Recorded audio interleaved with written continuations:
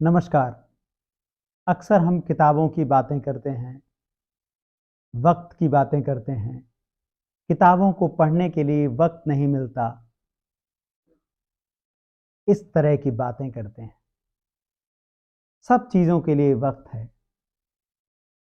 सबसे ज़्यादा इस वक्त स्मॉल स्क्रीन पर हमारा वक्त बीत रहा है।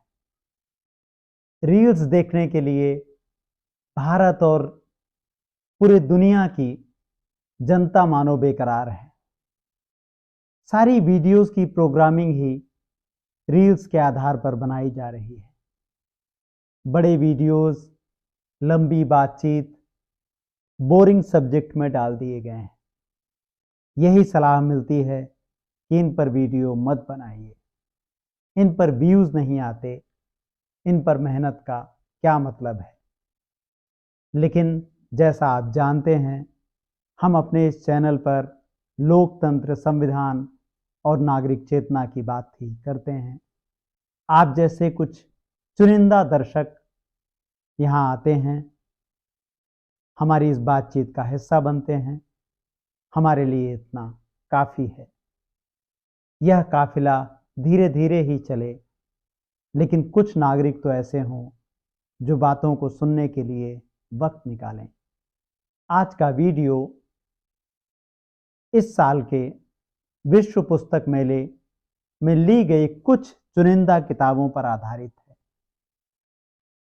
यहाँ जो किताबें आप देख रहे हैं, पुस्तक मेले में जो किताबें हम खरीद पाए, ला पाए, उनकी एक झलक है। और भी किताबें हैं, लेकिन एक एपिसोड में सारी किताबों की बातचीत संभव नहीं है। आज हम केवल परिचय लेकर आगे बढ़ेंगे। आपको यह किताबें ऑनलाइन भी मिल सकती हैं। तो आज का वीडियो किताबों से परिचय पर है। यह किताबें 2024 की भी हैं, कुछ अभी 2025 की हैं। लेकिन आप जानते हैं कि साल भर किताबों पर काम होता है और हर साल विश्व पुस्तक मेले में किताबें पाठकों के सामने आती हैं। कुछ किताबें पहले भी ऑनलाइन उपलब्ध होती हैं। तो आज के वीडियो में उन किताबों से गुजरते चलते हैं जिन्हें पढ़ने के लिए आपको वक्त निकालना चाहिए। इस प्रक्रिया में बहुत सी ज़रूरी किताबें छूट जाएंगी, क्योंकि हमारी एक सीमा है आपसे बात करने की, वीडियो की लंबाई की। तो बाकी किताबों की चर्चा फिर दूसरे वीडियो में। आगे बढ़ने से पहले हम आपसे अनुरोध करते हैं कि आप हमारे वीडियो को देखने, सुनने की प्रक्रिया का हिस्सा बने, हमारे वीडियोस को ज्वाइन करें, ताकि हम अपने चैनल को व्यूज़ पर ना छोड़ सकें, बल्कि कंटेंट की गुणवत्ता के आधार पर बना सकें कि भले ही कम लोग सुने, लेकिन सुने। और हम वीडियो को, अपने चैनल को चलाने के लिए केवल व्यूज़ पर आश्रित ना रहें। आप हमें समर्थन देंगे तो हम बेहतर सामग्री आपके पास लेकर आएंगे। आज के वीडियो में चर्चा शुरू करते हैं हम एक ऐसी किताब से जिसकी इस वक्त बहुत ज़्यादा ज़रूरत है। यह किताब पहले ही पाठकों के बीच पहुंच चुकी थी और यह इस किताब का 5वां संस्करण है, लेकिन इसकी प्रासंगिकता इस वक्त सबसे ज़्यादा है। इसलिए हम इस किताब को सबसे पहले इसका जिक्र कर रहे हैं। मैं एक कार सेवक था, भंवर मेघवंशी की इस किताब पर हम पहले भी चर्चा कर चुके हैं। आप स्क्रीन पर हमारे वीडियो का लिंक देख सकते हैं। यह किताब भंवर मेघवंशी ने अपने उन अनुभवों पर लिखी है जो उन्हें आरएसएस के स्वयंसेवक के रूप में हासिल हुए थे। आरएसएस जो अपने आप को एक सांस्कृतिक संगठन कहता है, जो बताता है कि कैसे राष्ट्र निर्माण में लगा हुआ है। अभी आपने वह तस्वीरें देखी जिसमें आरएसएस की एक भव्य बिल्डिंग 150 करोड़ की लागत से दिल्ली में बनी है। इस पर केंद्रित हमारा पिछला वीडियो ज़रूर देखिएगा। इसमें वो सारे सवाल हैं जो हमारे उस वीडियो में हैं कि आखिर आरएसएस को 150 करोड़ कहां से मिले, जबकि आरएसएस का तो पंजीयन ही नहीं है। आरएसएस कैसे काम करता है, कैसे बच्चों के जीवन को प्रभावित करता है, ताकि जब वह बड़े हों तो आरएसएस का एजेंडा और झंडा दोनों साथ लेकर चलें। इस किताब का प्रकाशन नवारुण प्रकाशन ने किया है। किताब का मूल्य है 250 रुपये और आप इसे अमेज़न से भी प्राप्त कर सकते हैं। इस किताब में आरएसएस की शाखा सरस्वती शिशु मंदिर, आरएसएस के काम करने की पूरी प्रक्रिया है। इतना ही नहीं, आरएसएस किस तरह से जातिवादी बुराइयों का नेतृत्व करता है और कैसे कहा कुछ और जाता है और होता कुछ और है। आप इसमें पढ़ेंगे कि कैसे भंवर के घर पर बना हुआ भोजन इसलिए फेंक दिया जाता है, छल से फेंका जाता है ताकि उनको पता ना चले, क्योंकि वह एक वंचित समुदाय से आते हैं, दलित समुदाय से आते हैं। और उस कार्यक्रम में बुलाए गए लोग जिनको भोजन करना था, सब कथित ऊंची जातियों से आते हैं। यह जातियां मनु की बनाई हुई जातियां हैं।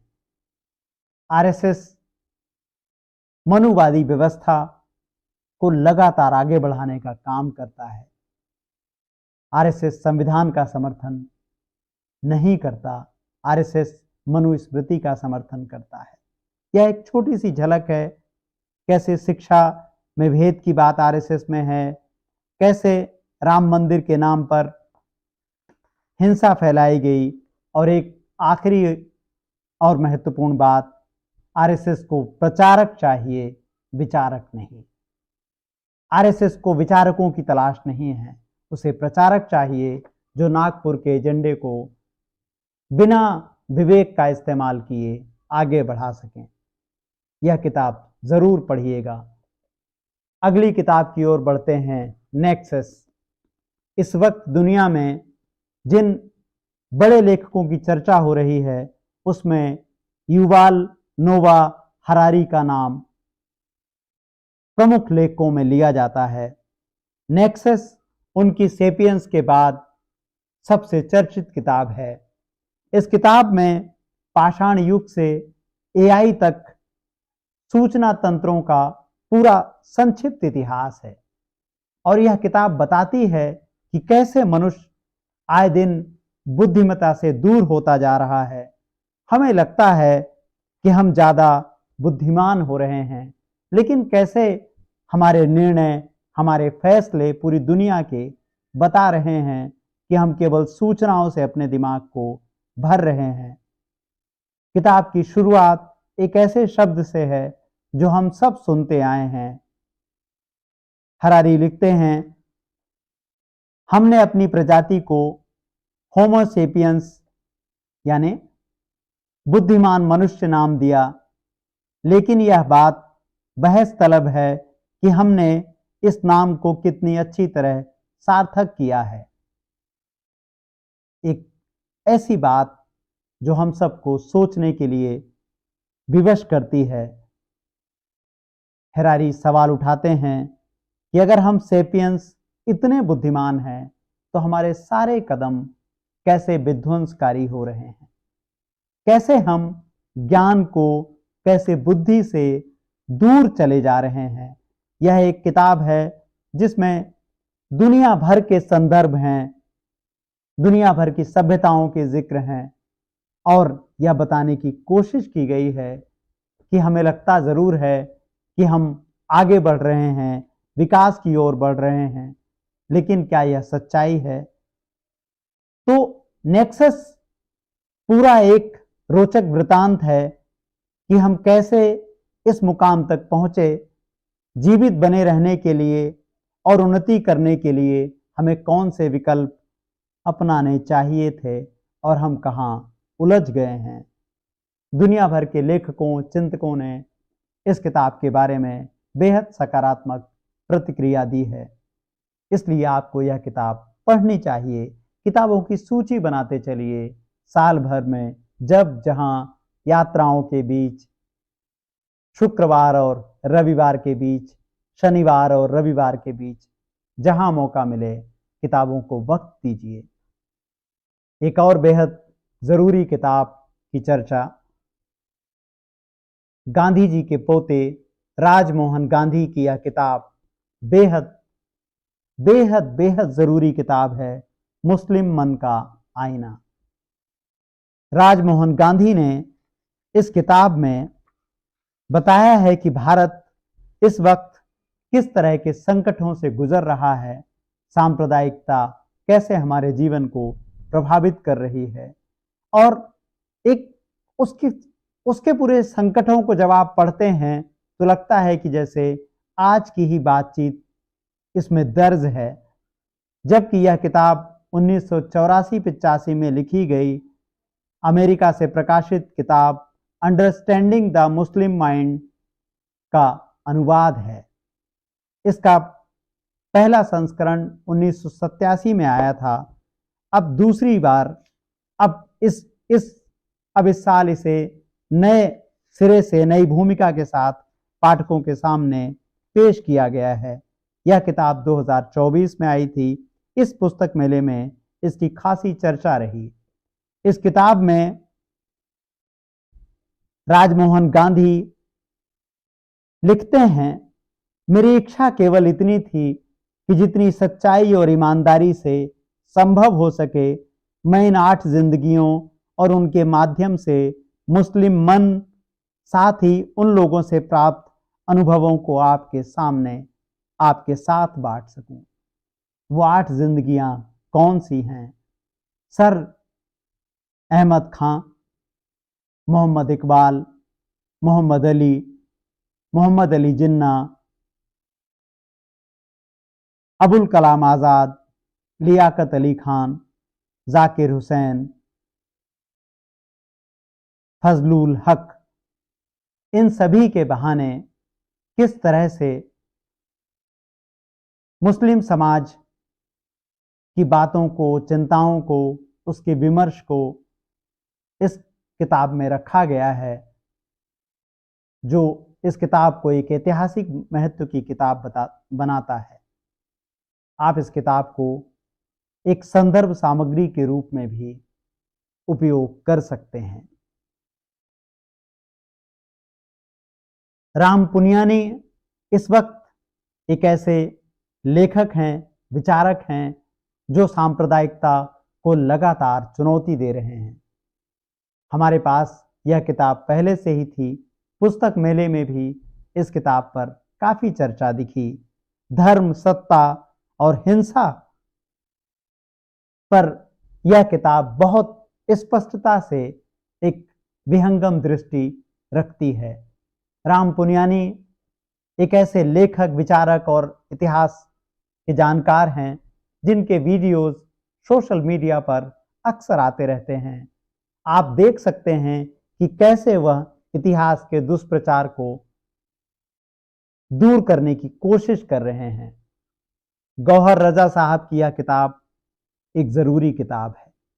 बाकी किताबों की तरह यह किताब सभ्यता के विकास में विज्ञान की भूमिका और उसके संघर्ष को समझने के लिए पढ़ी जानी चाहिए। लोकप्रिय शिक्षक, विचारक पुरुषोत्तम अग्रवाल ने इस किताब की अनुशंसा कुछ इसी तरह की है। यह किताब बताती है कि विज्ञान की हमारी समझ असल में कितनी अधूरी है और विज्ञान को हमें कैसे पढ़ना चाहिए। कैसे जब हम विज्ञान के तथ्यों से गुजरते हैं तो विज्ञान की समझ ना होना कितनी मुश्किल पैदा कर सकती है।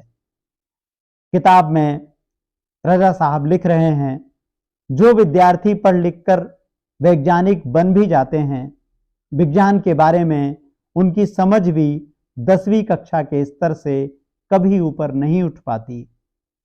आपकी जानकारी के लिए बताना ज़रूरी है कि गौहर रज़ा साहब खुद एक वैज्ञानिक हैं, एक कवि हैं, लेखक हैं और विज्ञान से उनका उतना ही गहरा रिश्ता है जितना साहित्य से है, जितना सामाजिक सरोकारों से है।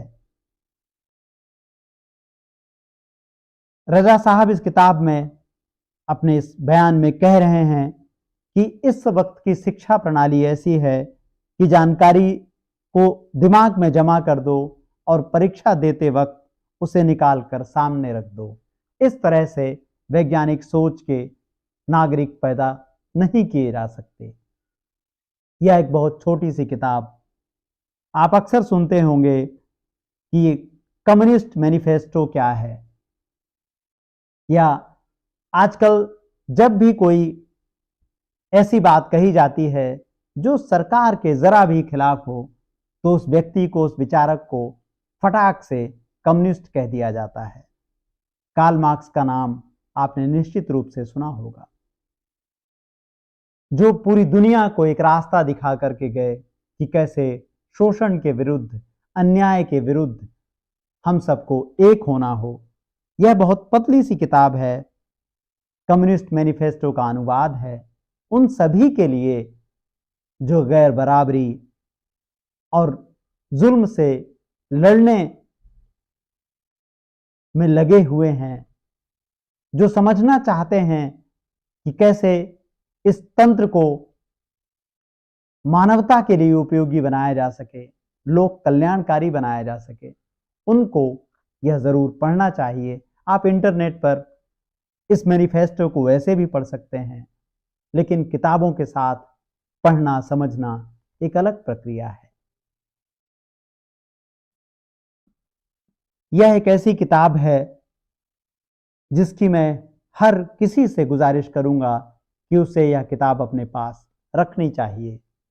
डिस्कवरी ऑफ इंडिया का यह संपूर्ण अनुवाद है। संवाद प्रकाशन इस किताब को लेकर आया है हिंदुस्तान की खोज के नाम से। यह किताब आप कह सकते हैं कि एक ऐसा संदर्भ है जिसकी हम सबको ऐसे वक्त में खास तौर पर जरूरत है, जबकि नेहरू जी पर खास करके बहुत ज्यादा दुष्प्रचार चल रहा है। यह किताब एक भारत के साथ पूरी दुनिया के बारे में आपकी समझ को बनाने के लिए एक बेसिक बुनियाद का काम करती है। आप जान पाएंगे कि नेहरू केवल एक राजनेता नहीं थे। नेहरू ने केवल अपनी जिंदगी का बड़ा हिस्सा जेल में नहीं बिताया। नेहरू केवल आजादी के नायक नहीं थे। नेहरू एक ऐसे लेखक थे जिनसे दुनिया के तमाम समकालीन नेता रोशनी लेते थे।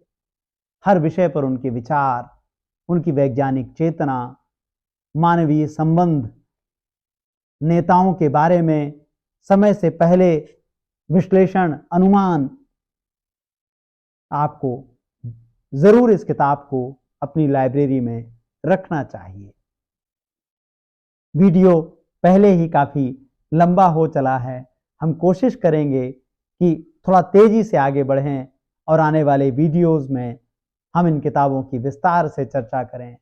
इसके लिए ज़रूरी है कि आप चैनल को ज्वाइन करें, मेंबर बने, ताकि हम इस तरह की चर्चा, इस तरह की वीडियोस ज़्यादा से ज़्यादा आपके सामने ला सकें।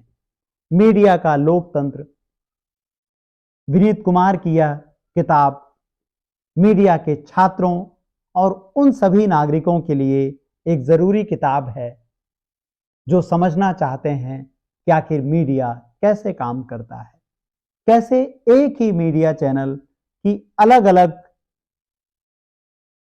वेबसाइट हो सकती हैं, टीवी चैनल हो सकते हैं, और वह हर तरह के नागरिकों को अपने साथ जोड़े रखने की कोशिश करते हैं। ऐसे कुछ विरोधाभासों पर भी यह किताब खूबसूरती से बात करती है। मीडिया कैसे काम करता है, राजनीतिक दलों की उसमें किस तरह की भूमिका है, और वह सब कुछ जो मीडिया के बारे में आपको जानना चाहिए। 2014 के बाद मीडिया का चरित्र पूरी तरह से बदल गया। यह किताब आपको ऐसा कहने से रोकती है। इसलिए जरूरी है कि आप किताब पढ़ें और मीडिया के बारे में अपने राय को पुख्ता बनाएं। आपातकाल के बारे में लगातार बहुत सी बातें हो रही हैं। जब कभी बीजेपी को कांग्रेस पर हमला करना होता है तो अक्सर वह आपातकाल को एक उपकरण की तरह इस्तेमाल करती है, लेकिन क्या सचमुच आपातकाल की सच्चाइयां वही हैं? आपको इस किताब में पढ़ना चाहिए। यह किताब, ऐसी किताबें हिंदी में कम हैं। अच्छी बात है, यह किताब हिंदी में है। लेखक ज्ञान प्रकाश की यह किताब राजकमल प्रकाशन से आई है। आपको इस किताब को पढ़ना चाहिए। रामचंद्र गुहा, जिनको आप गांधी और नेहरू पर शानदार किताबों के लिए जानते हैं, इस समय के सबसे चर्चित इतिहासकारों में से एक रामचंद्र गुहा लगातार अपने शोध के लिए, अपने लेखन के लिए और उससे भी आगे बढ़कर लोकतांत्रिक आवाज के लिए पहचाने जाते हैं। इसमें उनके अनुवादों, माफ कीजिएगा, इसमें उनके लेखकों का संपादन और अनुवाद आशुतोष भारद्वाज ने किया है, जो युवा कवि, लेखक, पत्रकार हैं। आपको ऐसी किताबें पढ़नी चाहिए ताकि आप दुनिया में क्या हो रहा है उसे अपनी नज़र से समझ पाएं और यह भी समझ पाएं कि इतिहास हमें क्या सिखाता है और हमारी इतिहास की जानकारी बेहतर हो, दुरुस्त हो। जवाहरलाल नेहरू पर लगातार दुष्प्रचार के बीच इससे अच्छी बात क्या हो सकती है कि नेहरू जी पर उतनी ही किताबें भी आ रही हैं। यह किताब पेंगुइन प्रकाशन से आई है। कवि लेखक पंकज चतुर्वेदी की किताब जवाहरलाल हाजिर हों नेहरू के जेल में रहने के दौरान उनके विचारों, उनके लेखन पर एक रिपोर्ट की तरह है, जो बताती है कि नेहरू क्या सोच रहे थे उस दौरान और कैसे आज़ादी की लड़ाई की तैयारी लगातार जारी थी। जवाहरलाल नेहरू पर हिंदी में इस तरह की किताबें आपको जरूर पढ़नी चाहिए। सलमान रुश्दी, सलमान रुश्दी पर यह एक जरूरी किताब है, जो उनकी हत्या के प्रयास के बाद एक अंतरयात्रा है और यह किताब नाइफ का हिंदी अनुवाद है। यह किताब खास तौर पर सलमान रुश्दी पर हुए हमले और उसके बाद उनकी विचार प्रक्रिया को आपके सामने रखती है और यह बताती है कि भारत ही नहीं, दुनिया भर में लेखकों को किस तरह की मुश्किलों का सामना करना पड़ रहा है। इन दिनों हम मॉब लिंचिंग की घटनाएं लगातार देख रहे हैं, सुन रहे हैं। यह किताब कीर्तिगान चंदन पांडे की एक ऐसी कृति है जो आपको उन सारे सवालों से गुजरने में मदद करती है जिसे मॉब लिंचिंग कहते हैं।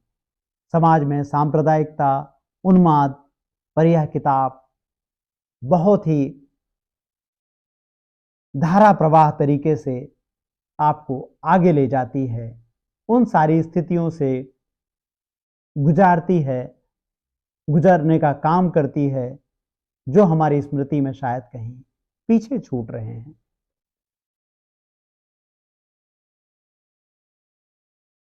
इतिहास की पुनर्व्याख्या, यह एक छोटी सी पतली सी किताब है।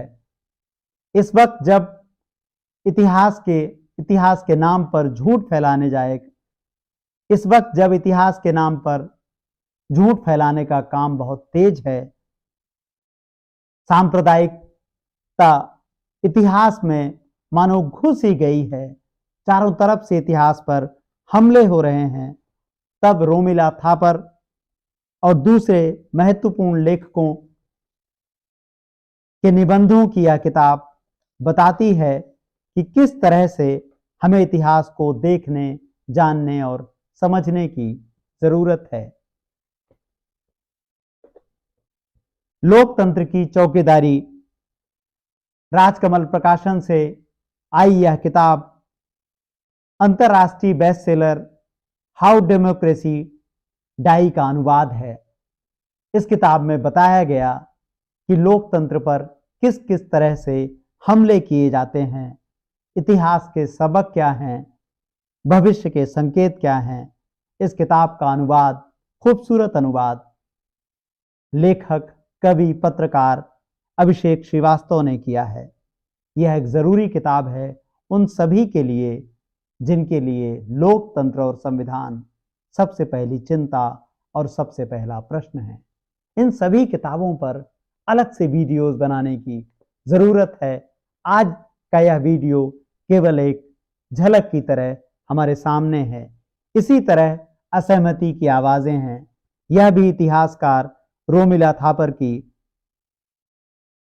एक ऐसी किताब है जो हमें बताती है कि हमारे बीच असहमति की जगह कैसे कम पड़ती जा रही है। इस किताब का हिंदी में अनुवाद अशोक कुमार ने किया है। शिक्षक, लेखक और उन सब से बढ़कर लोकतंत्र और संविधान पर लगातार मुखर प्रोफेसर अपूर्वानंद की यह किताब एक जरूरी किताब है। यह किताब हमें हमारे समय के लेखकों, कवियों और उन सभी लोगों को याद करने का काम करती है जो नागरिक चेतना का अभिन्न हिस्सा हैं। कलम, संविधान, मानवता, दर्द भरे अंधेरे में, स्वराज, पहचान, स्वतंत्रता, इन सभी को एक साथ समेटने का यह काम इस किताब में बेहद खूबसूरती से किया गया है। नागार्जुन, केदारनाथ सिंह, अशोक वाजपेयी, राजकमल चौधरी, शमशेर बहादुर सिंह, रघुवीर सहाय, यह किताब आपको इन सभी की यात्रा पर ले जाती है। संभव है कि आप इन सभी के बारे में अलग अलग रूपों में ना पढ़ पाएं, उनसे ना गुजर पाएं, इसलिए यह किताब आपके सामने एक गाइड का काम करती है।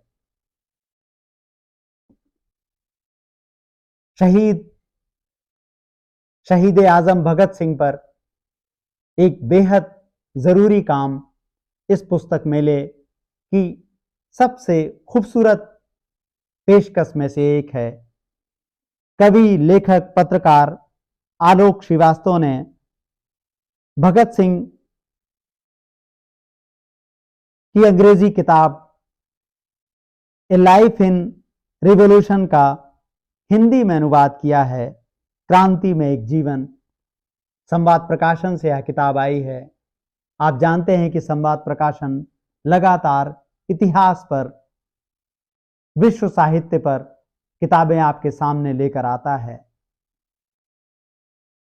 तो ऐसे में यह एक जरूरी और एक महत्वपूर्ण किताब है भगत सिंह पर, और यह किताब पाठकों को खास तौर पर आलोक श्रीवास्तव के लिए पढ़नी चाहिए, खरीदनी चाहिए।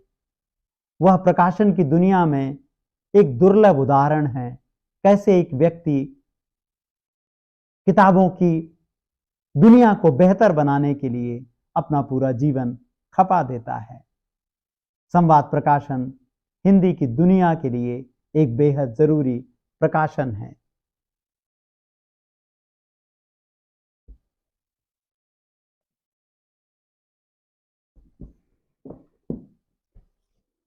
संवाद प्रकाशन से दो और जरूरी किताबों के साथ हम आज इस वीडियो को यहीं पर ख़त्म करेंगे। H.G. वेल्स ने विश्व इतिहास की एक रूपरेखा तैयार की थी, कैसे आप उसे जानें, कैसे उसे समझें। इस विश्व इतिहास की रूपरेखा का अनुवाद संवाद प्रकाशन लेकर आया है। 2 हिस्से में यह किताब है, जो आपको विश्व इतिहास को समझने, उसके प्रति दृष्टि बनाने में, समझ बनाने में एक उपयोगी गाइड की भूमिका निभाती है। किताबें और भी हैं, लेकिन वीडियो अपनी लंबाई को काफ़ी दूर तक ले गया है। हमें नहीं पता यहाँ तक वीडियो देखने का धैर्य हमारे कितने दर्शकों में होगा, लेकिन हम अपनी ओर से कोशिश करते रहेंगे। जैसा कि हमने शुरू में आपसे कहा था, यह वीडियो एक परिचय वीडियो है कि हम किताबों को आप तक लेकर आना चाहते हैं, लेकिन इसके लिए ज़रूरी है आप हमें ज्वाइन करें और आप हमें कहें कि इस किताब पर वीडियो बनाइए। आप जैसा कहेंगे हम आपकी पसंद की किताबों पर वीडियो बनाएंगे। बस हमारी मदद कीजिए, हमारे साथ जुड़िए, मेंबर बनिए और फरमाइश पर अपनी किताबों की समीक्षा और ऐसे विषयों को चुनिए जिनकी आपको ज़रूरत है। नमस्कार।